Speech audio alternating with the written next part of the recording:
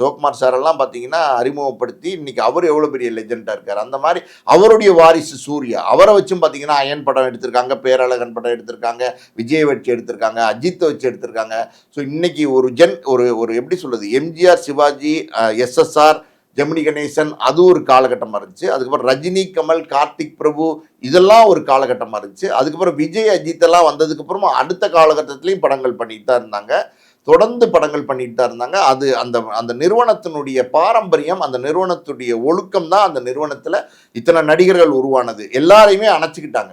நீங்க 79ல் வந்து மெய்யப்பன் செட்டியார் அவர்கள் காலமாயிட்டாங்க. அதுக்கப்புறம் பார்த்தீங்கன்னா அந்த பீரியட்ல தான் ரஜினி, கமல் 2 பேருமே ஸ்டாரா உருவாகுறாங்க. ஒரு அப்கமிங் ஸ்டாரா உருவாகுறாங்க. 78, 80களில் தான் ரஜினி வந்து தலை தூக்குறாரு, 80களில் தான் கமலும் தலை தூக்குறாரு. ஸோ கமல் ஆல்ரெடி வந்து இவங்க அறிமுகப்படுத்தினவங்க தான். ரஜினியை பொறுத்த வரைக்கும் பார்த்தீங்கன்னா அன்னைக்கெல்லாம் ஏவிஎம் நிறுவனத்தில் நடிக்கணும்னா கியூவில் நின்று தவம் கிடப்பாங்க.